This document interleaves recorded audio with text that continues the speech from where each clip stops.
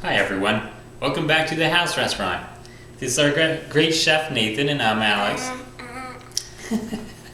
And today we're going to be doing a Tarte Tatin. The reason I chose the Tarte Tatin is because I've heard multiple things about it, I was curious about it, and I wanted to see really what it's all about, right? I had heard some people brag about this pie and it seemed complicated to do because the name is fancy and everything, so I wanted to do it and try it myself. And it turns out it's actually really simple. It's really just an apple pie without the crust on top, and it's turned over, more or less. So if you can boil water in the microwave, I think you can do Tarte Tatin. Maybe not like the great chefs, but certainly you can do the Tarte Tatin. A bit of history on the pie before we get started. It was actually invented by two sisters, les Tarte Tatin in France, in 1898. They owned a restaurant, and some stories say that one of the sisters got lazy one night and they decided not to put the crust on top. Well, I personally feel there's probably something else behind that. My feeling was that it was about cost cutting, right? A tactic or strategy to cut costs in their restaurant.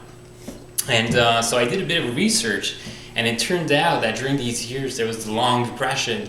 There were some economic difficulties, and some countries resorted to protectionism. And in doing that, some of the commodities, the prices got higher, and there were some increased tariffs on the imports and the exports. So my thought is that it's probably a strategy they used to cut costs in their restaurant. Alright, so let's get started. What were the ingredients? We'll need some butter, preferably not licked. We're going to need some sugar, some yellow delicious apples, and a baking dish, right? Pretty deep baking dish. That helps to put some thickness, a lot of apples, so it tastes good. A little note on the apples. You probably want to use the right apple. I tried yesterday, I did a practice run and used the Macintosh apples. Although I like those apples in the pie, it was a bit too sweet and a bit too juicy, right? So it didn't caramelize appropriately. Also, the one recipe I tried, they said to use about 1 cup of sugar, and it was just horribly sweet. I mean, it was still good, but it's just way too sweet. So what I'm gonna try right now is use half a cup of sugar. That should be better. And in terms of butter, we're gonna need about half a stick or a quarter cup, or maybe a bit more, a third a cup of butter. You just melt it and pour it on the apples. So let's get started. We're gonna peel the apples, cut them in slices, and we'll see you in a bit. So we're back. We peeled our apples, we cored them, and we cut them in slices. Also, what we did with our baking dish is first in the bottom we put a bit of butter, even though it's a non-stick baking dish. Put a bit of butter all over the place. We also put our half a cup of sugar in the bottom, evenly spread in the bottom, and that's going to be for our caramelized top. After that, what we did is actually cut some apples in thin slices, like this,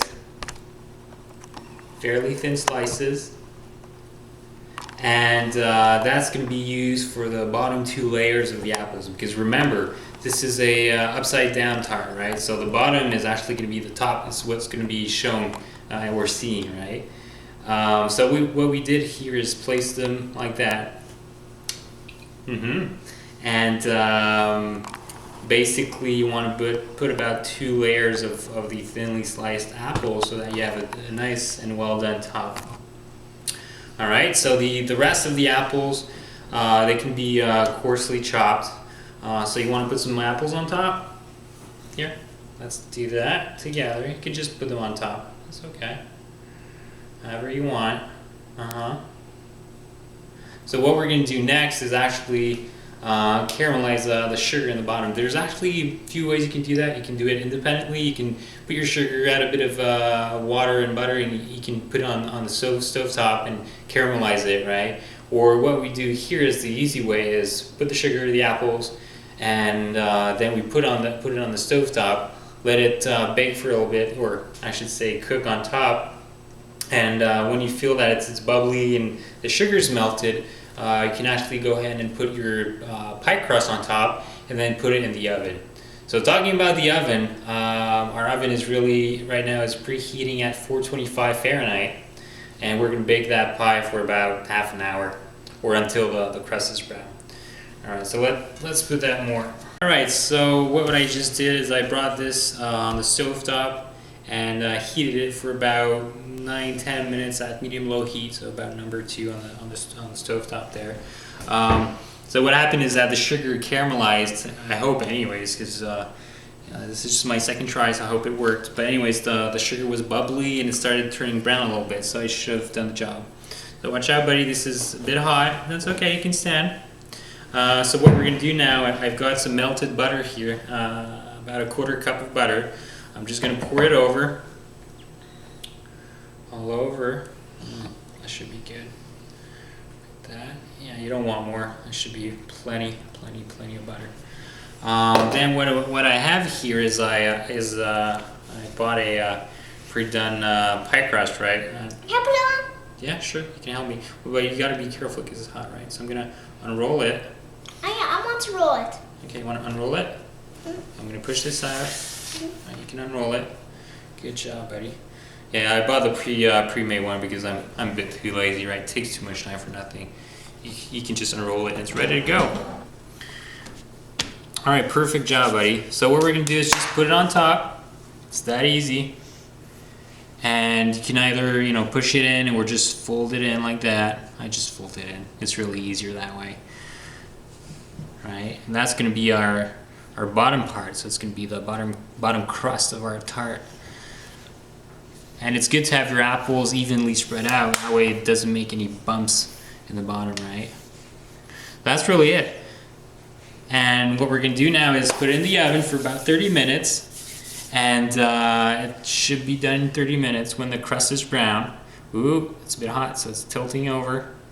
Can you see this? All right, perfect. So we're gonna put this in the oven. The oven is at 425 Fahrenheit, and we'll see you with the results. We're all done. I just took it out of the oven and just flipped it over. So I put the plate on top, and you just flip it over and it should unstick easily. And this is what we get. It's still a bit warm.